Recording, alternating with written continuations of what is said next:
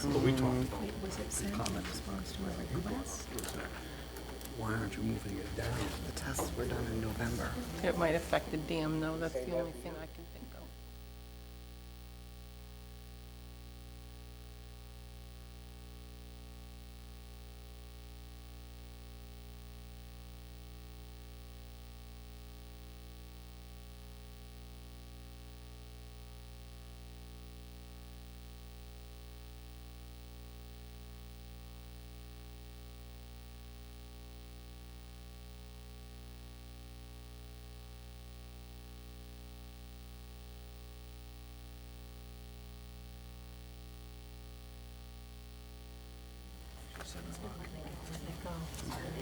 You all set? Council all set? Oh, so. Please. I'd like to bring the meeting to order. Would you please rise for the pledge? I pledge allegiance to the flag of the United States of America and to the republic for which it stands, one nation, under God, indivisible, with liberty and justice for all. Roll call, please. Councillor Bowie? Here? Councillor Bickford? Yeah. Councillor Ward? Here. Councillor Pomelo? Here. Councillor La Rochelle? Here. Councillor Mason? Here. Councillor Lunt? Here. First item, please. Is public hearing amendments to the general assistance temporary housing and overall maximums. I'd like to open that public hearing. It's something that's changing that we really don't have a lot of control over. It's for our general assistance and how it's actually calculated and managed. They changed some of the numbers for overall maximums for housing in most all, and it's a state law. So anybody have been to speak on the public hearing? Seeing none, I'd like to close that public hearing. Next item. Audience participation. At this time, those in the audience who wish to address the council may come forward. Please use the microphone at the podium and state your name and address for the record. Please limit comments to 5 minutes or less. Yep, tonight we'll take audience participation. If anybody has to comment on the fireworks, we'd just appreciate it if you could kind of keep it condensed. We do have a long agenda. We will be working that workshop later, just to make everybody aware that anything that we do with the fireworks, we will be having a public hearing on also, so you'll be able to voice your opinion at that point. But I'll open that up for anybody for audience participation. You're not speaking tonight? Good. You're gonna wait. Larry Fillmore from Lisbon. During the period of November 1, 2011 through May 14, 2012, was the undesignated fund ever below 12.5% of the town's general fund? This is a simple question which requires either a yes or no. This is the third time I've had to ask the same question.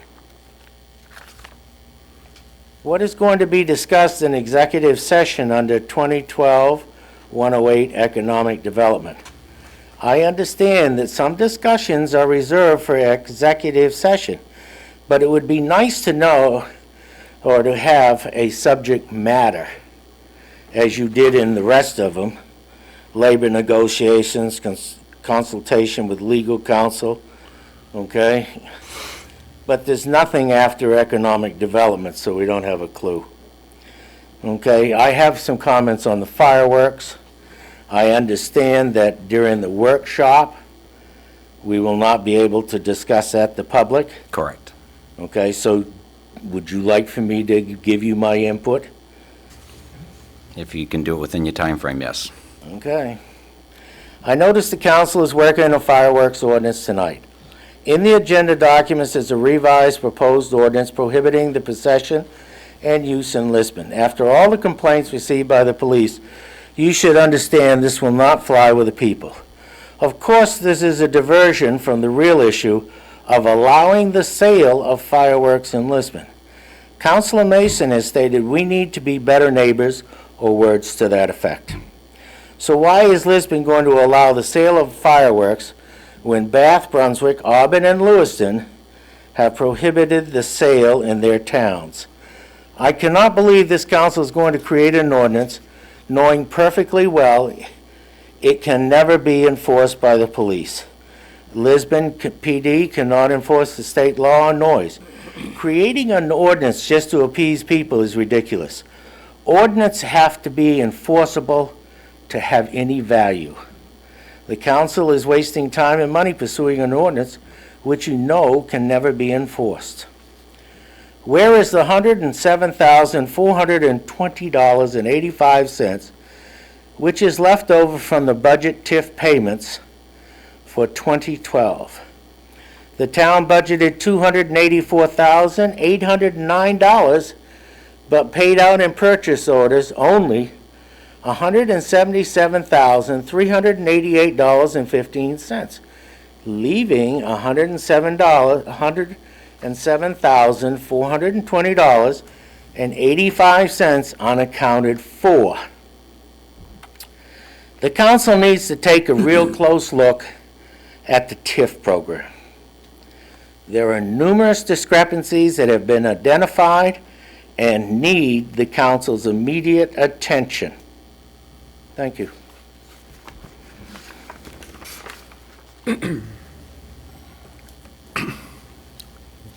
Actually, well, that's fine. Oh, okay. That'd be whatever works. That's fine. Yeah. I didn't see her raise her hand. Yeah. Dorothy Fitzgerald, resident of Lisbon Falls.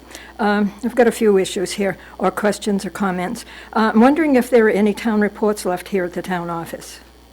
If there are town reports, The new town- ones, Yeah. Yes. There are a few left? there's quite a few left. I have some in my office, and there should be some in the town clerk's office. Okay. Some in the police department, too, I saw them. I had understood that there were none left. Well, that's good. Anyway, last town council meeting, there was discussion on the Littlefield Road Cemetery. I don't know if the council has come to any decision on that, but I would like to comment now that I think it's a really bad idea. We have a lot of cemeteries in town, large and small, and I think it's setting a really, really bad precedent. And I would hope that the people that are managing it now would go to their church or someone else to oversee the maintenance of it. Moxie Festival, the week leading up to it, the town crews were busy, lawnmowers could be heard all over the neighborhood. Seems like flowers were sprouting up all over town, and I think that's town pride. I'd like to congratulate Verla Brooks and the Public Works Department for all of their hard work in cleaning up the town to make it look really nice for people coming into town. My second comment is no town pride in Lisbon Village at 3 Village Street. The vacant lot where the building was demolished looks shabby. There's a pile of gravel surrounded by tall weeds. I think it looks deplorable. And is there any plans on improving that lot, making it look better? At this time, we are talking to some people who would like to purchase it. We've been approached, and right now, we're not taking any action to do any more than what's there. We'll probably clean it up if there's weeds and things like that. I can certainly have that done. Certainly would. I worked in retail for a lot of years, and I call it merchandising. If you want to sell something, you have to fix it up, you have to make it look good, attractive to someone to buy it. So that's called merchandising, and I would hope you'd do it. Fireworks ordinance, I would like to see an ordinance prohibiting the sale and the use of fireworks. Bottle rockets are not included in the state ordinance, and they're going off everywhere. The fireworks aren't supposed to be set off within 100 feet of your line. Most lots here are 100 by 100 or less, a lot of them. Saturday night, Sunday night, I saw them going up over the former church roof. Those lots are tiny. Ever wonder why there are fire trucks, firefighters, and barricades to keep people at a distance when fireworks are going off? It's for a reason. And yet fireworks are going off all over. I love fireworks. I go all the way to Bailey Island to watch them for the 4th, well, on the 5th.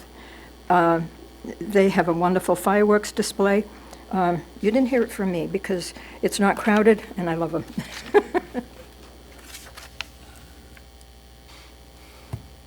Yes, sir.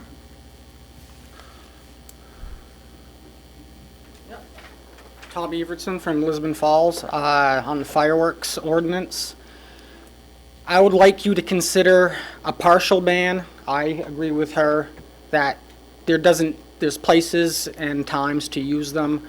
I would like to leave the major holidays open, New Year's, Labor Day, Memorial Day.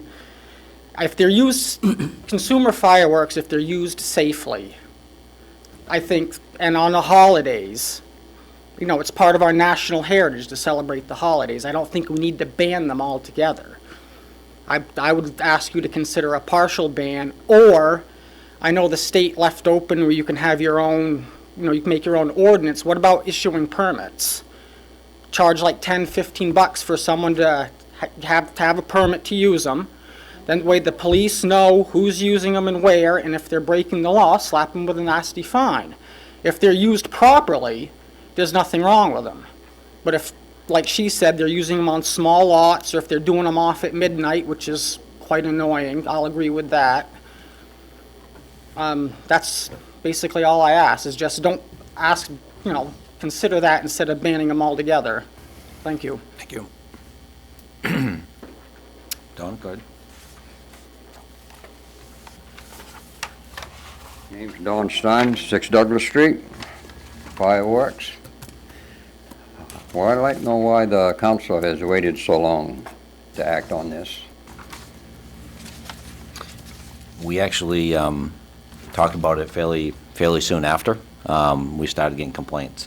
We actually considered the idea of possibly looking at a permit. We actually had a potential ordinance written in place, and we, not knowing if it was going to be, one of the questions was, is could you enforce it? Could you follow it? We actually had it sent over to the Police Advisory Board for them to look at it, to see it, give us their recommendation.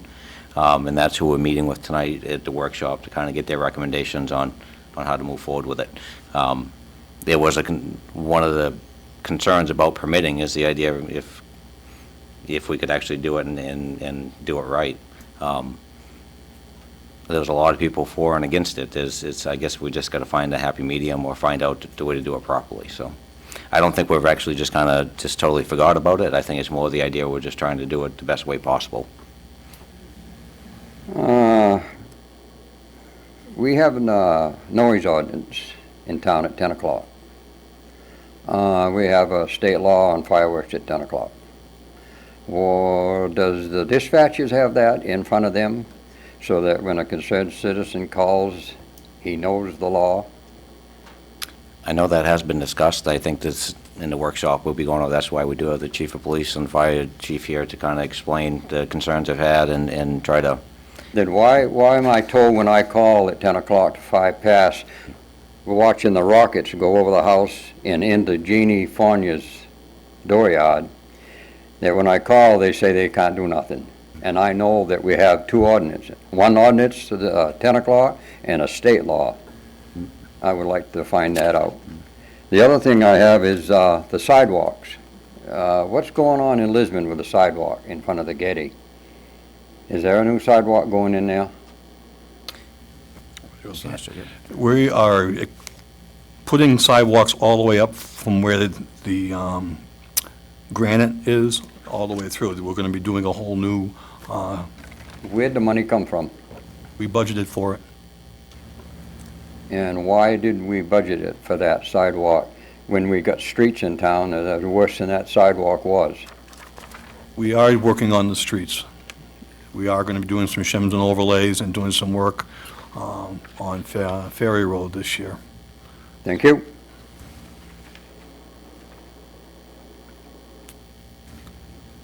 Great, Ed, thank you.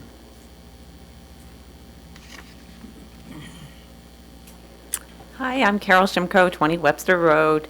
Fireworks, which I was here a few weeks ago addressing. I know that there's going to be a workshop, so I just want to do a little recap here, just so that I can sleep tonight. Last night was the first night that we had absolutely no fireworks go off since the week before Memorial Day weekend. And we go to bed at 9 o'clock at night, we have not been able to do that because we have people who still shoot them off at 11 and 11:30. And even though we call the police and the dispatchers do dispatch, all right, the key is finding them. We're not talking about people who are legitimate and having a nice display of fireworks, going up. They're following the state law. They're done by 10 o'clock. They're not setting them off just to make big noise. It's actually a nice display. I still don't like it, but, they're not being harassing. It's those individuals that like to shoot one or two off, ba-boom, at 11:30 to wake you up or get the dog all upset. All right? And unfortunately, we don't live in a society any longer where people are everyone is considerate of one another and that people have to work. So, with that said, I would just like to point out that currently in LD 83, there is absolutely no language in there that protects an innocent homeowner or tenant from a neighbor, and that neighbor could be a quarter to a half a mile away, all right, from setting one off starting in the afternoon every 15, 30 minutes just to be disruptive and go off till after 10 o'clock. All right, that's a form of harassment. There's absolutely nothing in the law the way it states right now. So I'd just like for you to consider that as you're deciding what you're going to do, whether it's an ordinance, whether it's referendum, whether it's just leaving it the way it is, whatever. The other thing is in the draft that I saw, which I can live with the tentative draft if that's the direction that you're going, except for I'd like to know why the state law and the draft is choosing 9 a.m. and 10 a.m. for when fireworks can go off. I could understand 4 p.m. because in the wintertime it's dark at 4 p.m. But at 10 a.m., I don't, other than it's just noise, nuisance.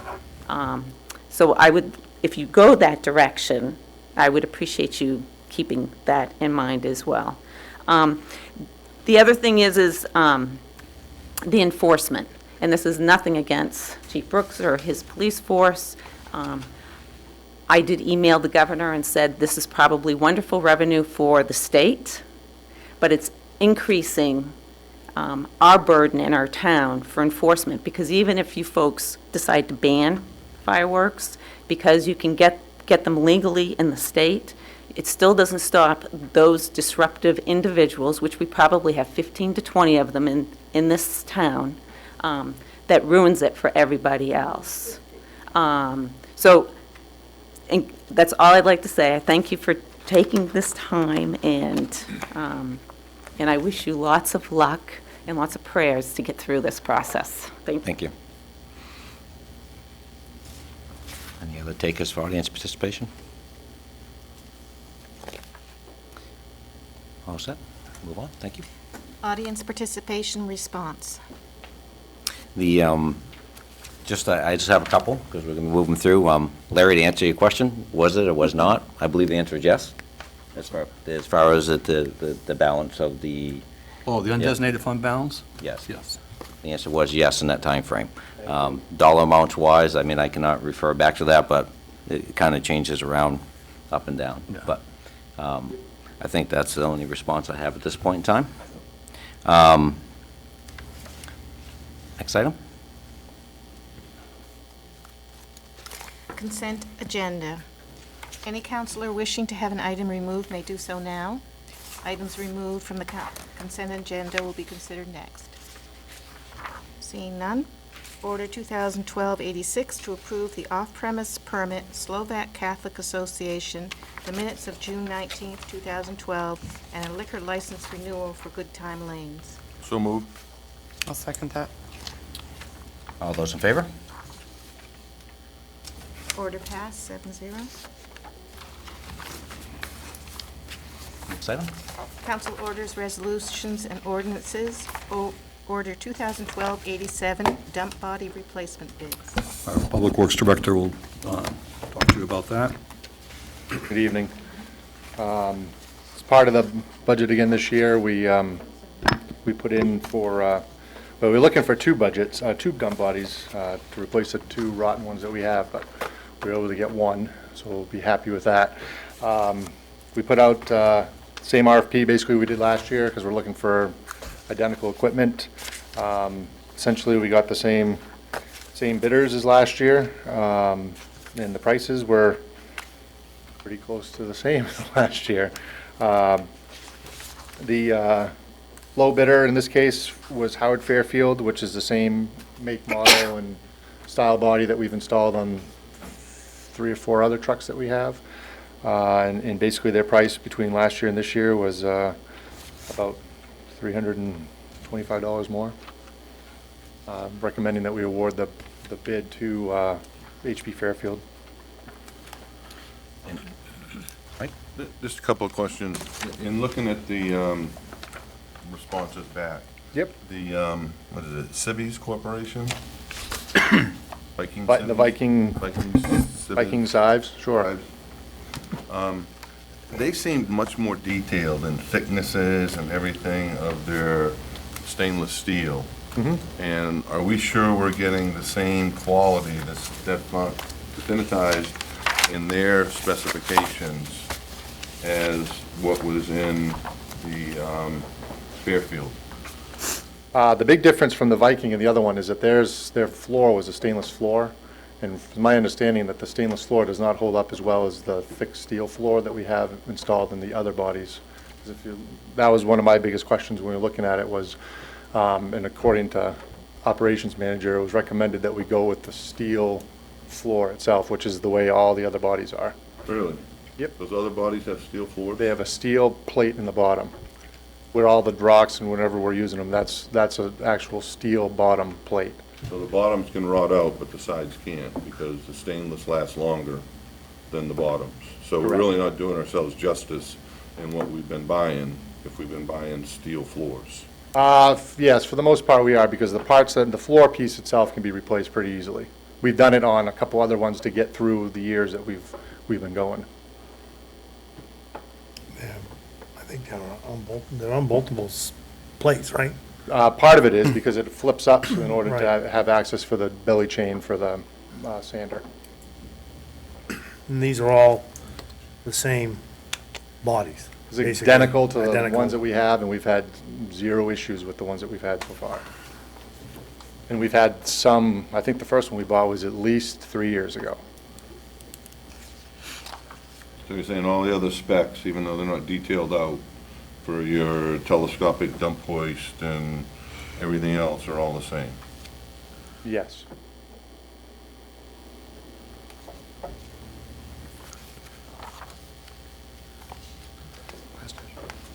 It would be nice to have similar specifications from them so we can really know that we're comparing apples and apples.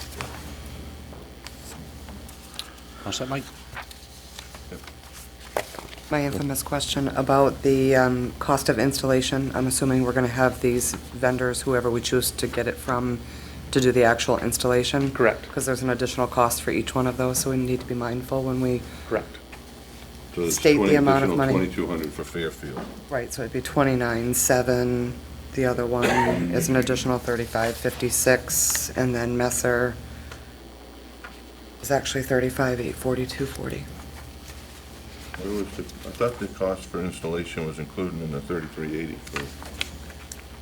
For Viking? Viking. No, it's down below the Well, it following says options. customer will install.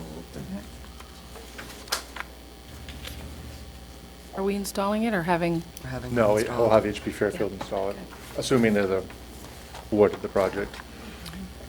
Any other questions? Gina, Mark? What's up? And what we budgeted for, this still falls within that? Correct, we budgeted for 30,000, 32,000, I think. It's for lease payment, so it was basically in that ballpark. And what we'll do is, once this is awarded, then the finance director will find the best lease for us. Any other questions for council? We're all set? And entertain a motion. I make a motion to authorize $29,700 for Fairfield. I'll second it. All those in favor? Order passed 7-0. Want to stay there, Ryan? Right. Next item? Order 2012-88, road striping bids. Again, we sent out the same RFP we did last year for markings. We actually found another company to bid. Sort of Lines a Lot out of New Hampshire. They're actually the folks that Pike will be using to do Route 196, which is the first that we had heard of them, was talking about that project. But anyway, Markings Inc. out of Massachusetts is the company that we've used the last, again, 2, 3, maybe 4 years. And their bid, based on the specifications that we had this year, was $15,554.99. And so Lines a Lot was $18,635. We again tried to get a price from Lucas Striping, who hasn't provided us a price for the last 2 years. Recommendation is to move forward with Markings Inc. again. We'll get them in to do line striping. Any questions? No, I just don't know how they do it. I mean, they do this every year. We've I been- don't know how yeah, they do every it. year They're not making money on this. I don't know. They must have like 50 jobs that they come up and do all within like a month or something to make any kind of money. Any other questions for council at all? And these are all state specs anyways, as far as how they do the lines, right? I mean, that's Correct. really not, ours no different than anybody else's. Nope. And we haven't had any problems over the last couple of years with any of the striping No. jobs? Okay. Nope. I make a motion for Markings Inc. to $15,554.99. I'll second it. All those in favor? Order passed 7-0. Thank you. You're on. Next item? Order 2012-89, town planner contract. I sent out an RFP for planning services based on the specs that you have in your packets. The people I sent to have planners on board, and we got no response from anybody else except for Wright Pierce for the $20,000 and scope of work that we requested. So my recommendation is to award this to Wright Pierce. Questions for council? Well, two things. One is, did we not get any responses because we've already been using Wright and Pierce? No, I did inquire why we got no responses, and basically the planners that these other people have on board are only for temporary jobs. They don't have the time to act as a consultant with us and put in the kind of time that we're looking for. They do specific jobs for whoever their clients are, and that's it. They don't dedicate one person to put in the amount of time that we're requesting and willing to pay for. And my other, I'd like to recommend that we move this to another agenda because there's a lot of terms and conditions in this agreement that I personally haven't had a chance to review in detail to understand what's in there and what it means. But there's like 4 pages of terms and conditions that I think we need to understand, and I personally haven't had a chance to read through them in detail. So I'm recommending that we move this to another meeting when we've had a chance to review the terms and conditions. Council, I mean, that's, Are there any timeliness issues in terms of when the planning board needs these services to get started? That's my only concern. Mr. Fellows, would you like to speak to that? I don't know.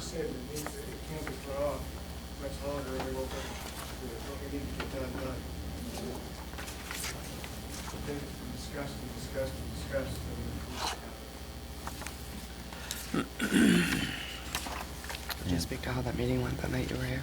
it actually went quite well. Again, goes more to the idea of credibility for the person that's involved, which, I have sat through some of the meetings, and I think that it's going to work real well. I can't speak to the terms of the contract, and I guess I would ask Steve if there was anything. It's basically a boilerplate contract, and the scope of services is very specific to what we're requesting this person to do. And it's a one-year contract. It doesn't go beyond that. We have the option to renew. Otherwise, it's, How are we controlling the out-of-scope costs? excuse me? How are we controlling out-of-scope costs? Because that's at their rate plus travel and all Well, of we that. we have very specific scope of services that we're requesting, and she gave a presentation to the planning board in a workshop last Thursday, and her scope of services, even though she's got them listed, we're focusing on working with the planning board and the master plan. If we have time to do other things, we will, but, and she will be coming before the council in a workshop on the 31st to go through everything with them, with you guys, what she and the planning board and are going to try to accomplish. It's a pretty full agenda of scope of services. Mr. Fellows can speak to that, and hopefully Right, she but can where I move get us through concerned it. is in your section 2 under compensation. It says for authorized additional services, engineer will bill client a fee based on engineer's salary cost times a factor of 2.2 plus reimbursement of expenses and charges for consultant services. Right? I think if we stay within the scope of services that we have hired her for, we won't be using any outside. But in here, it doesn't say how we document out of scope and how we define out of scope. Right? It's not saying how we define and manage and control that in this agreement, which is why I want to read the terms and conditions. But, I mean, council can do what they want. That's just my opinion of what I've seen in the brief, little bit of time I've had a chance to look at it. I mean, any other comments from council before? And I did speak to her briefly, because one of the concerns I had was really what her duties would be and what she would be allowing for the planning board and for the other, and it seemed pretty straightforward what the discussion was of what she was going to be having for services. We didn't, talk about any outside services at all. I mean, one of the things I would probably have possibly Steve add to this, if it is a concern, which it would be in any contract, is to make sure that if we do agree upon it tonight, that number is a fixed number, and regardless of what they do, it's not going to be any over and beyond that. And, I mean, whether or not they agree to that, I mean, it would be up to you, but that'd be something I would want to make sure that council does agree upon before making that decision. I mean, that's a dollar figure we have allowed and budgeted, so to have anything in the contract that allowed to overexpend to that wouldn't be right. It does go on to say without prior authorization by the client, so. Right, and the next line is authorized additional services, so my understanding is that Steve would have to sign How do we control the off. authorization? Well, my Does the understanding is- council authorize the additional expenditures because we have to authorize the agreement? Or are the additional expenditures authorized at the hand of the planning board, or is it the town manager? Right? You haven't defined authorization in anything here, right? And we've only budgeted 10,000, so I say if you're No, gonna we go budgeted forward with this, you strike 20,000, I mean. If you're gonna go forward with this, you strike that whole portion of the agreement and not allow any out-of-scope services. Not even written in the agreement. Which we could very You easily, can't if spend that's, anything more than that's- We we can can. certainly take that out of the contract. yeah. Yeah. I There mean, will be no out-of-scope services Yep. provided. I mean, I believe the planning board actually met with the meeting one time and went over details exactly, or not exactly, but to the idea of what the services would be. I don't disagree with you, Fern. Yeah, I've just been through these things a number of times, Mm-hmm. and once you get a written agreement, things can be turned, well, we interpreted what you said this way, Mm-hmm. so we feel that this is out of scope, right? And so then it becomes an increased cost.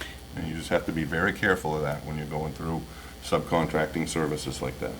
Would there be someone on the council who would make the recommendation, move a motion that we actually accept the contract with the idea of no out-of-scope services and the idea that this is the contract is what it is and there's no extra funds expended I'll beyond make this? that No. motion as you said it. All right. And I'll second that. It's just very important that we actually, and I agree with Mike, I mean, we have to be very controlling of the idea that we have X amount of dollars to spend and that's the way it stands. that was the way it was understood when we discussed it and talked, this is our budget, what can you provide us with for this amount of dollars? She gave us the scope of work of what they would provide for us for that amount of money, and it's quite involved, and I don't anticipate we even have the time to do any time out of the scope services, but we can certainly put that in the contract and have them agree to it. Okay? Remove it. And I have a motion and a second. All those in favor? Opposed? Order passed 6-1. Is that the one on- Next item is health officer. Order 2012-90, Health Officer Contract. With Jan Stenberg retiring, and her retirement really was, she hadn't planned to do it right away, but she, with this change in the state law and requirements for the health officer having to be, go through a series of coursework and timing, and then the town having to become a delegated authority by the state, we looked outside at different communities who, and requested if they could give us a proposal, if they'd be interested in doing anything. Lewiston said they didn't have the personnel to help us there. They are a delegated community. Auburn had initially refused and said they didn't have the personnel. Other communities I talked to, they have a health officer, but they don't do the inspections on restaurants and food service areas. Auburn did come back and say that they would like to talk more with us. I sat down with Auburn. We came to an agreement to do a one-year contract, and they'll provide us all the services that we need. And we've met with the state inspectors. They've come here. And it's a pretty, Roger drew up the contract for us. We made several changes, but otherwise, it's a one-year agreement to do all that we have done. It's for less money than what, it's basically $500 less than what we had budgeted originally for Jan. That budget hasn't changed over the years, and she'll do all the same things and more. With this new state law, that whoever is a delegated authority will also do the school inspections, which is something that Jan didn't do, so a little bit more, and the fees are a little bit less than what we originally were charging, so it's a little bit of savings to the business owners as well. Any questions? Mike? So what was the total budget for the health officer? $10,500 In total? in total. So my concern is, again, underpayment. We've got an agreement for $10,000, but we have to reimburse the city of Auburn for all requisite supplies, testing, and lab work, assigned personnel utilized in providing required services hereunder. So we have no idea how much that could be in the life of this agreement for the year. So I don't know how we can sign something for this if we've only got $10,500 and we don't know what that unknown dollar value is going to be. Where are you seeing that? Number Under 4, Section 4, under payment. first page.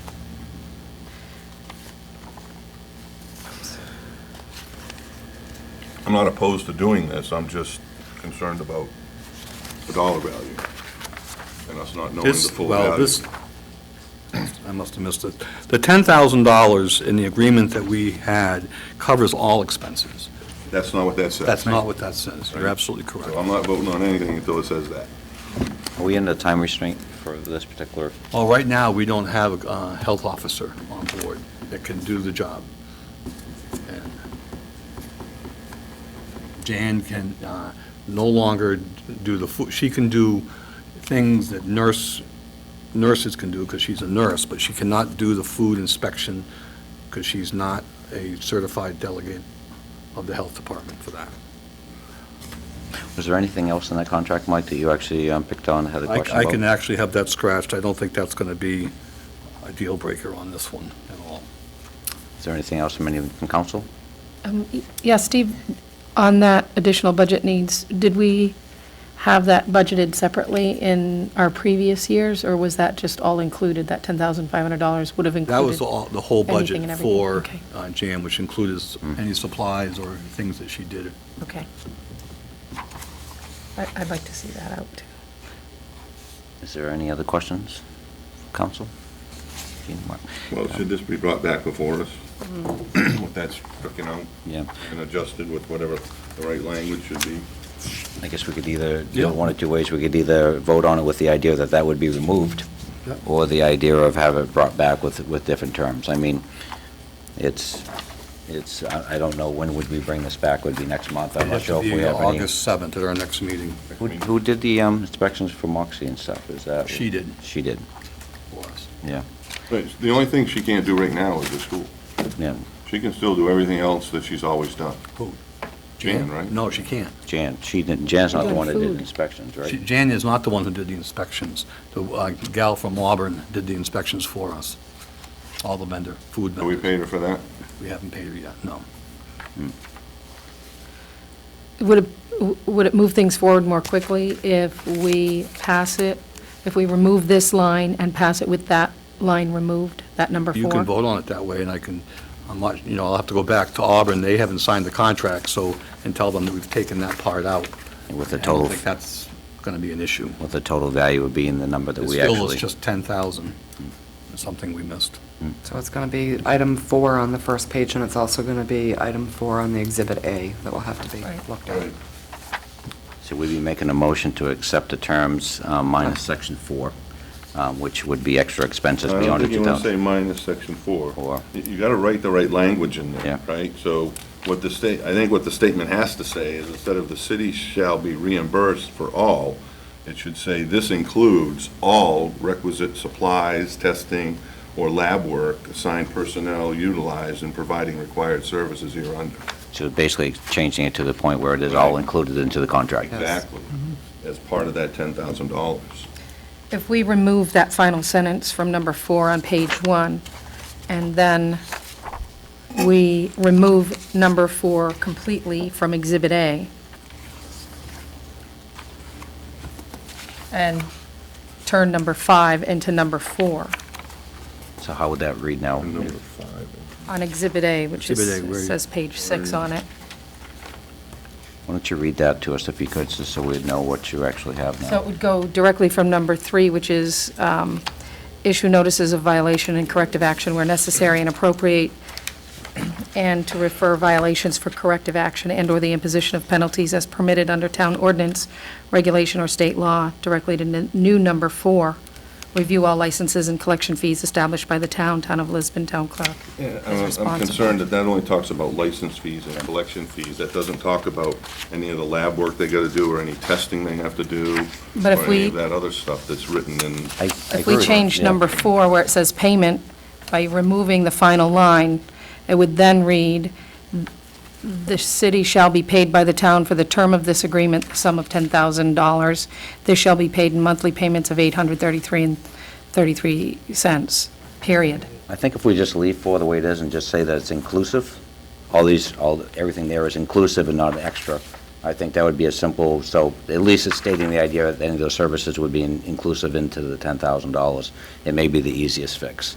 I understand where you're going, Lisa. Yeah. By not stating it, you're saying it's included. Exactly. Right. But I I'm agree not- with Fern, too, that maybe we have I'm not sure that if to, we did that, it was, I think we Inclusive. need to make sure we bring it to their attention that I just think, like Fern said, just included, this shall include all supplies, testing of lab work, assigned personnel, and just say it shall include it, that's all. To show it inclusive, it's good, would I see a motion that we would actually move this forward with the idea that we have no extra charges, and that Section 4 now says that that's inclusive and not extra? So moved.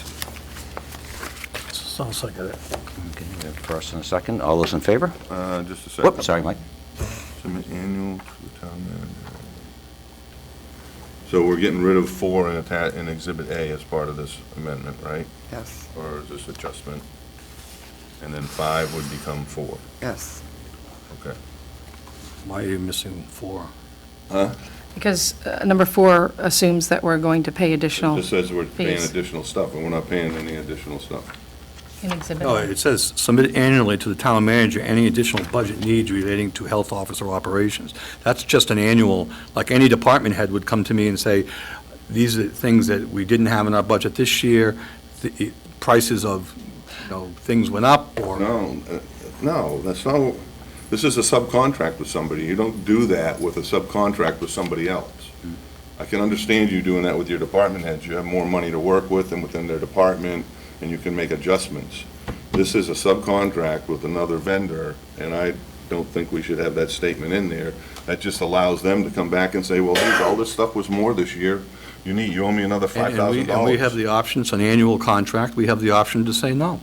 This is, But when you sign this one, you're now under the obligation of paying that $10,000 plus any I don't additional read it that way. expenses. Is that a matter of the wording, Steve, that causes, I mean, my interpretation was the same that Mike's was. okay, then let's so- just delete it then, we'll take that out. It doesn't mean we can't request that, right? When we come up for another renewal, we can They're say we'd likely like. gonna bring that information to us Exactly. if it's cost them a lot more than $10,000. If they Right. want to renew this, they're gonna come forward and say it cost us $15,000. That's what I would think. Correct. So we're deleting that. We'll four. delete number 4. And we're going to make sure there's nothing written to the contract could allow them to actually expense more than Deleting the 4 in the 10. attachment, And the attachment, making 5 number 4.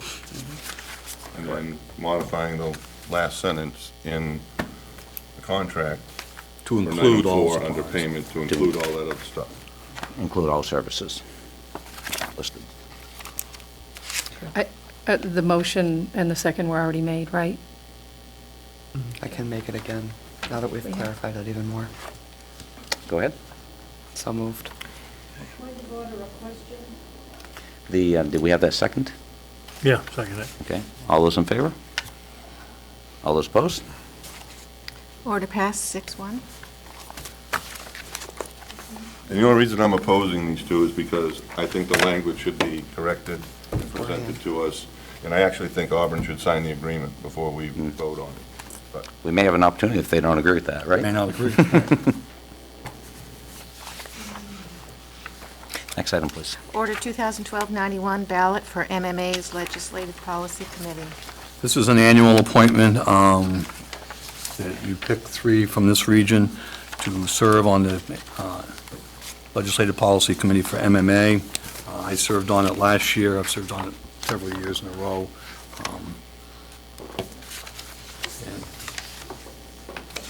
There's 3 people, myself, Abe Addington, and John Hawley from Mechanic Falls. Abe is he served on the committee for quite a few years as well. I think you all know Abe Addington. I think most of you have. He's pretty outspoken. He tells you what he thinks.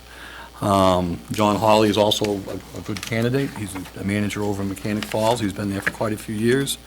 He is also a good choice, so. So my understanding is we need to pick 3, and we have 3 candidates? Right. Is that basically what you're saying? Vote for 2. It says vote for 2. It Okay. says to vote for 2. I'll vote for 2. Yeah. Vote for 2.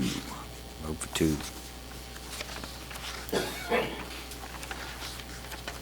Just for those of you who don't know, this committee as a whole represents MMA and represents all the communities.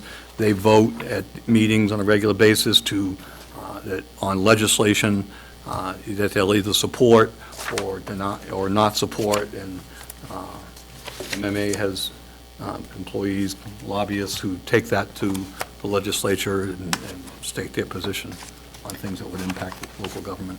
Typically, how do we vote on this? Is this usually a council recommendation for 2, and we vote on it as a group? Yeah, you vote for 2. I'd make a recommendation for Eldridge and Hawley.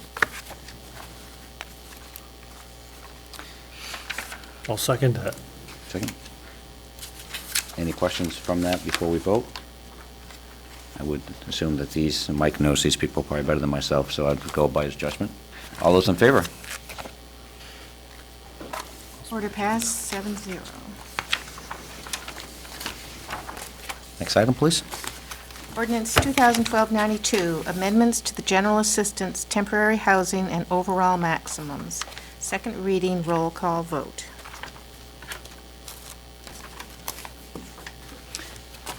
This is the general assistance changes Yeah. that were done by the state. There really is nothing that we have control Yeah, over you're this just besides, adopting their guidelines of what they've changed.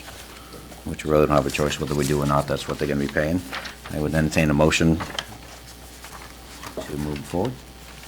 So moved. Second. Okay. We have first and second. This is going to be done by roll call vote.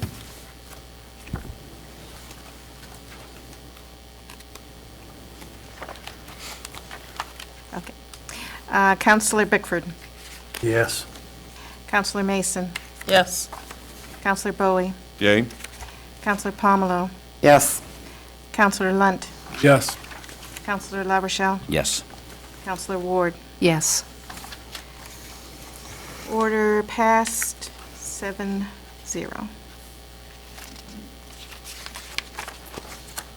Next item, please.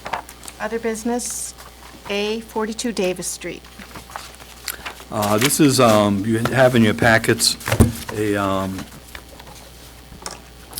report that was given to Ryan, and we've been working on this. Mr. Sherbeck, Mark Sherbeck, this is his property. He has a well which is contaminated with salt. The experts say that more than likely this has come from our salt shed over many years. And we've looked at, he'd like to be connected to the water line. I'll let Ryan explain from there. Anything else? Could you first of all, give us an overview, Ryan, of how long this has been going on and the idea of where we came to the idea that we thought it was from the salt shed? Because I know there was a lot of questions when this first started, but. Well, this first started when the DOT said that we contaminated a bunch of wells on Route 9, and the town agreed to install a water main up Route 9 and down Upland Road and connect a bunch of houses. And once that happened, we had another citizen come in and with concerns about his well and his feelings that the salt shed at the Public Works garage had contaminated his well. We used the same hydrogeologist that we used on the Route 9 portion for some of the wells that we actually had to fix that were beyond the reach of the public water. Basically to say, is it even possible that the well would be contaminated from the salt shed? Some of the readings that he took right in the drainage swale that's adjacent to the road that goes between Capitol Avenue and up to the transfer station, the salt readings, when he took his readings, were fairly low. However, the readings at the well were significantly higher, and based on the possibility of years upon years of runoff from that area, he did feel that it was possible, maybe probable, that the well was contaminated from the Public Works garage. His report indicated that absent doing a bunch of monitoring wells between the salt shed and the property to determine for sure that it was directly attributed to the salt shed. I mean, it was with a reasonable certainty that it most likely was. Mr. Sherbeck has asked us to connect him to the water. We've had local contractor give us a price to do that trenchless, and it was $14.90 a foot. We're looking at approximately 660 feet, I believe, is what we talked about. We did have the option of, what we haven't really evaluated is the option of what it would cost us to open trench, just based on the getting from the intersection of Davis Street and Bluffton Street to his building. There's a major drainage area through there that we're dealing with the walking trail that's classified as an urban impaired stream.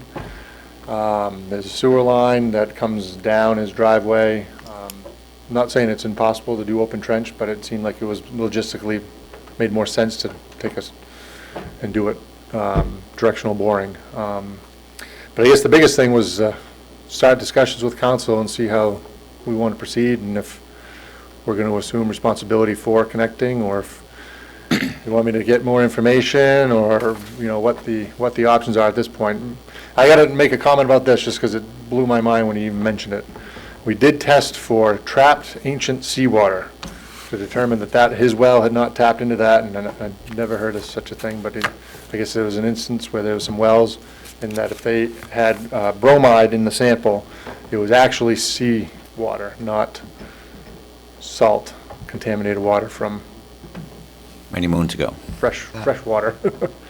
So I just had to make that comment because it was, when he said testing it, I thought he was crazy. But Mike, good. Question. So this well was drilled in 2004. Correct. So how long's that salt shed been there? How long's the shed been there? I don't know. How long's the salt pile been there? I'd Either one. defer to you folks for that history. I mean, it's been there for a lot longer than 2004. Correct. I gotta believe that was contaminated when he dug it.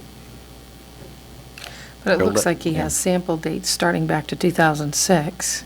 There's been a large increase, just from 2006 to 2008, if you look at the sodium increase, from 160 to 580 milligrams per liter.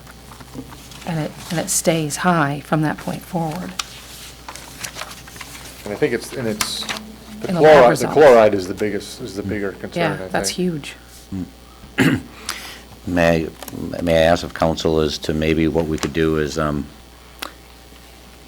gather some questions for Ryan and actually have him look forward to find out what the most practical option would be as far as for financially doing it. The other idea of drilling other wells on the property and stuff is just as risky as what we did on Route 9, because you really wouldn't know. The only definite way is hooking to the, and I guess the question I have for council is, this is something we're not going to decide tonight, but should we actually have them look forward more into it and come into a workshop type setting where we could actually discuss it more detail, or do you actually want to actually bring it bring bids to another meeting for us to talk about in that format? I'm for, I'd like to get a few more Quotes. quotes. And besides, ITT is not the only borer in the state, and I found that out. There are other ones, maybe you could contact some of them. And if you don't know their number, see Mr. Houston, he'll tell you. And then maybe we could try a trench, see what, there's a lot of people out there right now that aren't working, maybe they would like to do this job. I'd also like to know, are there other people affected? No, that was one of in that area, pretty much everyone else was connected to public water and sewer in those locations. His is pretty much the only well there. Ryan, is this is water being contaminated from our storage shed, not being contaminated because of salt on the street, from salting the road in the wintertime? If you follow Wentworth Gully and that urban impaired stream, Alder Brook, I think is what it's called, I think you'd find that a majority of Houston Park comes through that. So, I mean, that's the... Okay. So if you're salting, yeah, Houston Park. So it could the be runoff. salting roads, but not from salting Davis Street, from salting No. roads? Okay. No, and then but the biggest problem is that there's an actual drainage swale that runs from The salt shed. near the salt shed, Ryan, round and then down to that drainage gully. you had mentioned that we actually repaired some wells on the upper part of Route 9 that we could not connect to the water. Was that done by equipment, or was that done by We retailing? had two different things. At this point, we've only fixed 2 wells, and they were at the same property. It was Mr. Upham's property. We drilled 1 new well, and then we were able to, and again, I don't know how he figured it out, but he was able to determine at what elevation the water was coming in, and we grouted the well at that elevation, so that way it stopped, and the testing ended up being, the well had ended up cleaning up. Could we potentially get those recommendations, see if that's a possibility here, maybe it's not? This is the same guy that did those, and it was his, Recommendation not to do that? based on the levels, and the location, the soils, the whole 9 yards. It was, and it's the big difference with Mr. Upham's place and several of the other places on Route 9 is that they were fields. This is a forested property. Hearing what we heard, I mean, what I'd like to do is, I mean, the council does have a concern. I think we just want to find the best way to address it. So is it the idea or the want of the council to move this forward to a workshop to decide how we handle it? Is that from the majority? I'd like to, because when I look at these sodium numbers, right, on 9/23/2000, on 6/17/2008, it was at 580. And then on September 23rd of 2011, it went down to 510. And now, all of a sudden, in November of 2011, it's 740. But the sodium is less of the concern than the chloride. Chloride. Because Well, the chloride was almost over, in 2006, the chloride was about 17 milligrams or whatever it is, just below being contaminated. At what, And then it bumped up to the 15. at what And then point, it Ryan, dropped did we back down. start? Until 2008, right? And then it dropped back down. So, I mean, it was, my point It's like is that that salt fluctuates. stuff's been there for a long time, and it was almost contaminated when he drilled the well, Right. right? So it's understanding we need to get better understanding of it, so. That's fine, Yeah, because yeah. what I would recommend is that we bring in the geologist to help Yeah. I don't- walk through this. I'd also like more information on what the direct, what the direct result of this is on Mr. Sherback and his home, like, It's, from what I gather, based on the meetings we had, and it's the same scenarios that we ran into on Route 9, it ends up eating the piping in the building, it destroys the water tanks, furnaces, yada, yada, yada. It wreaks havoc on the infrastructure of the house. Same way it does our cars, right? Yeah. You know, And I mean, water tested. There are some other, and again, 125 where you guys plow. the hydrologist can recommend some other alternatives, Boiler broke. filtering or whatnot, but All right, Ryan, are we in agreement that we'll bring this forward to a workshop, try to gather as much information? And if council has any recommendations of what they want for information in that workshop, please forward to Steve, so Steve can make sure Ryan has it, so when we do that night, that we can try to make some recommendations and move forward, because we do want to make sure we do take care of it as if it's our responsibility. Next item, please. Is B, Upper Dam. And this is for Ryan again. Yep. I don't know what we're gonna do. Where to begin, right? I can tell you where I'm at now. Where I'm at now is punting. Maybe Sean wants to take care of it. I have a meeting with Army Corps of Engineers on July, I think it's the 30th, the end of this month. I'll be meeting with the Army Corps of Engineers as well as the National Marine Wildlife, Marine Resource, or one of those other federal departments. We've had several different contractors look at possible repairs. I've had one engineer look at a repair. Miller Hydro has been back out to look at what's happened, since they were the ones that originally built the part that failed. Every recommendation that I've had is that we need to do a formal feasibility study to determine the long-term viability, necessity, whatever, of the dam. No short-term patch. It's not recommended to do any short-term patches at this point, based on utilizing the existing structures that are there, because the walls on either side of the bank, the retaining wall that's closest to the parking lot on the 196 side, as well as the center wall, and the center wall is the primary concern, because the center wall is already undermining. If you look out there, you can see a mountain of bricks in the middle of the river that came from the center wall, and that was from water coming underneath the wall. There's major concerns about the liability to the town of the center wall itself if someone's out there doing whatever. I don't know where our liability lies with the structure itself, but the existing components, to try to reutilize those, it's not recommended. So the recommendation would be to construct something slightly further upstream. And that's where the Army Corps will hopefully be able to give me direction if a permit is required for us to basically do the same thing that Miller Hydro did 15 years ago or whatever.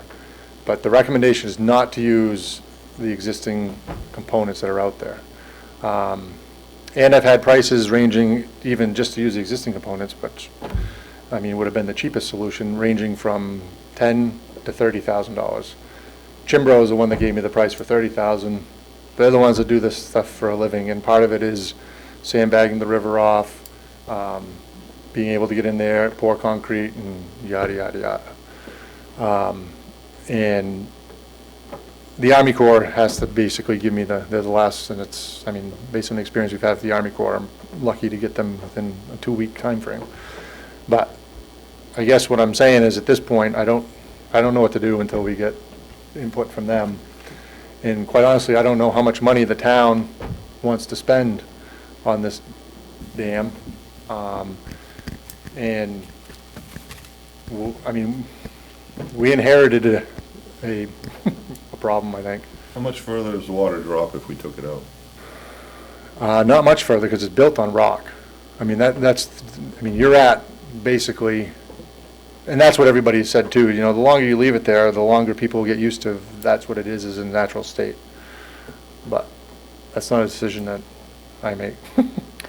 Well, it's a decision that we have not a hard time doing, because it just, we got to find a solution that is going to work, because we've had people in thinking that they would like to actually help us and within the next couple of years to redo that, maybe with a fishway. So I guess that's the discussion we're going to have is, we were hoping for a quick patch, bubble gum, something to hold it up, but. Well, from the evidently- Atlantic Salmon Federation, we met with their director, and his cost estimate was $250,000 to fix it, put a fishway in, and up to $500,000 to replace the dam, so, And they're funding how much of that?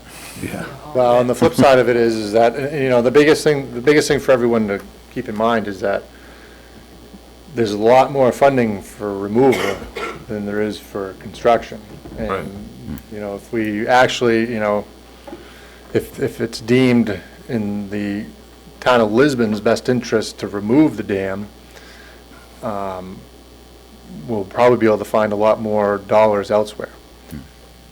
The other big thing that no one can give me an answer to is, because no one knows at this point, I guess, is the impact of not having the impoundment there on the main electronics site. And that's something that I need to work with their consulting firm to, I've talked to the operations gentleman down there, but they don't really know what the impacts will be by not having the impoundment. I don't know if it's a buffer, or if it's how it impacts their groundwater remediation project. Who would actually tell you that? Would that be DEP that does that, or would that be their He engineers? couldn't tell me anything either. They can't say. Drumlin Environmental is the consulting firm that Main Electronics uses, and they're the folks I have to catch up with them and see what their thoughts are as far as impact. Does that affect anybody upstream besides the idea of visibility? I mean, is there any other component? There's probably a few people here that have been impacted. The question I asked is why would a town ever assume responsibility for a dam, and what is the benefit to the town? And the benefit to the town is the recreational aspect of it, by being able to maintain that impoundment from Webster Road by however it goes up into Sabatis. And it's the upstream folks that would be impacted the most, and they're the ones that need to be part of this process as well, which is what would happen with if we were to do a formal study to determine the best direction to go. Moving it forward, would we, I assume this is going to work into another workshop that we're going to have some night. I guess we won't know a whole lot till you meet to the proper folks, Army Corps, I I mean, guess. if I meet with Army Corps and we look at that and they say, and if then, it comes back to how much are we willing to shell out this year? This potentially is an item that there's no way we can I think some of the address questions, this year. some of the questions will be is how much this affects Main Electronics and what it's worth them if it does affect Correct. that to maybe, Well, I told them we would it give affects them Main a- Electronics from the standpoint, does it put any liability on us?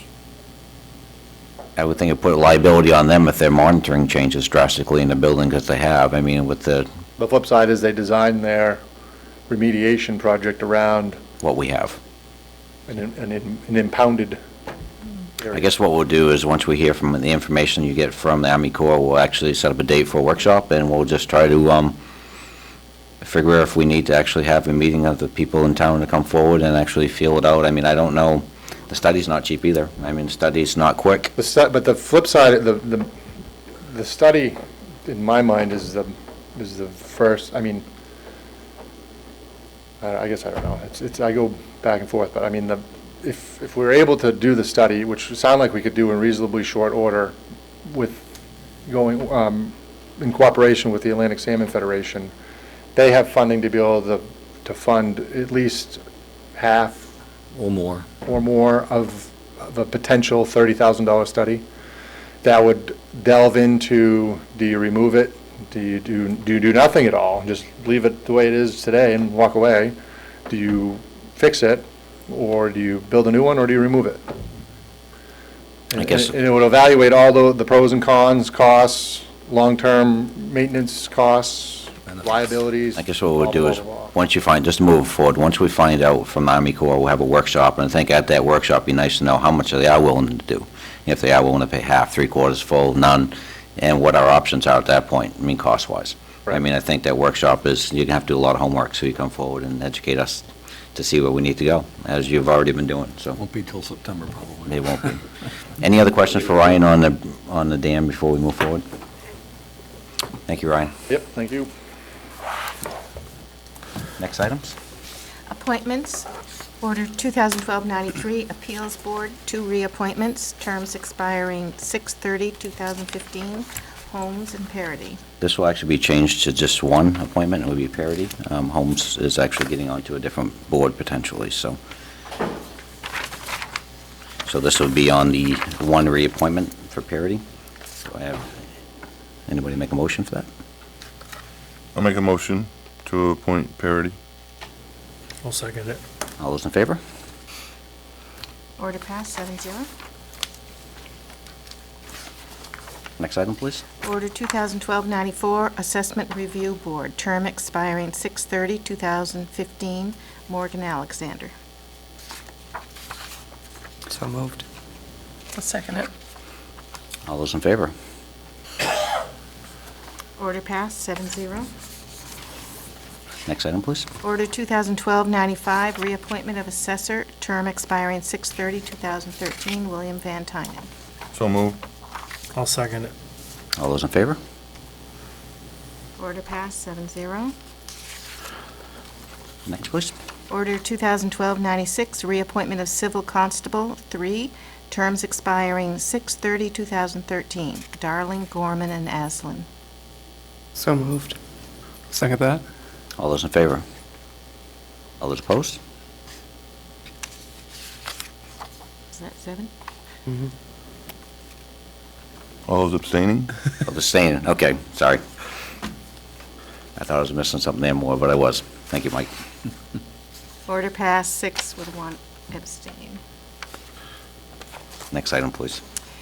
Order 2012-97, Conservation Commission reappointment, 1 term. Did we miss one? Oh, no, okay. You all set? Continue. Conservation Commission reappointment, 1 term expiring 6/30/2015, Curtis. So moved. Second that? All those in favor? Order passed, 7-0. Next item. Order 2012-98, Ethics Panel, 1 term expiring 6/30/2015, Cunningham. So moved. Second it. All those in favor?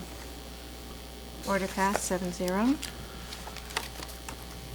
Order 2012-99, Library Governing Board, 2 terms expiring 6/30/2015, Lunt and Paquette. So moved. Second. All those in favor? Opposing? Abstaining? Abstaining. Okay. I'll get this eventually, thank you. Order passed, 6 with 1 abstaining. Order 2012-100, Recreation Committee, 1 term expiring 6/30/2015, Tapley. So moved. Second. All those in favor? Order passed, 7-0. Order 2012-101, Resignation, County Board Regular Member, Potvin. So moved. Second. All those in favor? Order passed, 7-0. Order 2012-102, Resignation Planning Board, 2 regular members, Campke, Warren. So moved. Second. All those in favor? Order passed, 7-0. Order 2012-103, Planning Board, 2 regular members, terms expiring 6/30/2015, Lemieux and Warren. I'd like to make a motion that we do Lemieux and Holmes as the regular members. I'll second that.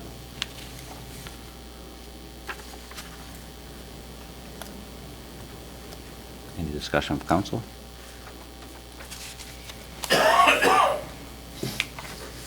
First and second. All those in favor? Order passed, 7-0. Actually, I was gonna just, Oh, sorry. yeah, I was gonna oppose, but it's okay. That's what I did. Okay, so it's still 6-1.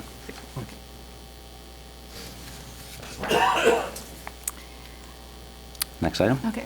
Order 2012-104, Planning Board, 1 associate member, term expiring 6/30/2014, Holmes. Make a motion for Warren? I'll second that. All those in favor? Order passed, 7-0. Next item, please. Counselor Communications. Anybody have any communications? Roger? Yeah, I think that maybe we ought to have workshops on the alternate Tuesdays. Instead of trying to cram them in with agendas like this that we have. I just think I put my Tuesdays away for the town. And I just think we've got a lot to do. And a long ways to go, and I think we just ought to put the time in. That's it. Anybody So else? it'll be for discussion anyways. Okay, be for discussion anyways, but thank you for you. No, I agree with Councilor Bickford that I think it's, good to spread it out a bit, and I'm willing to come in on every week if I have to. Any other councilor I'll make communication? what I can. Okay, understandable. As Dot said, Muxie Day happened last weekend. It was horribly hot, but we made it through. Things went well, and a few little glitches behind the scenes, but we got through it, right, Scott? And we moved on, so it was a good time, and I was impressed with the people from all walks of the festival were excited with the festival. They were excited with the attendance. They were excited we'd move more things up to MTM. They were excited that there were concerts and all of that happening. And, it was a good time. And we should be very proud of Verla. She certainly did a wonderful job with the gardens and just the town crew and just the town pride that we saw last weekend. We were working on some things to try to just streamline things a little bit more, but thank you all for attending, those of you that did, and thank you for the council members who helped out, Mark and Fern and Lisa, and thank you very much, and that was very helpful because we had a lot happening down in Capitol Circle, but we got it done. Thank you. Any other input? Yeah, I got one pun to make. The concerts, you ought to keep the noise down. They're bothering me up on Main Street. Concerts, I'm not in charge of that, so I know that noise, that whole noise thing. I too, if everybody's outside, I too want to add, I actually tried to, in years past, I've tried to stay away as much as I could. Didn't this And, year, did you? No, this year I actually tried to touch a little bit of all of it so I could actually get an idea, and truly impressed of all the volunteers, not just volunteer, the staff of the town, I mean, Public Works and police, fire. There was just, EMS, I mean, it's just a major, if there wasn't anywhere that you drove through town or any activity, whether it was the fireworks, the parade, the road race, the concerts, that you didn't actually see a member of our municipality working. A lot of it was volunteers. I thought I was quite hot till I was at the other end of the parade and seeing some of the Corps people marching through full uniform, carrying instruments for a full, the color guard. It's really, truly amazing some of the dedication that people had going through that parade to make it all happen. So I think it's worth a very good event, and I want to thank all the volunteers because there's a lot of people make this happen, and I think it went pretty well. So for them, thank you very much. And if nothing else for communications, we'll move on. Whoops, sorry about that. One other thing that I was supposed to do, and Steve's keeping me on task.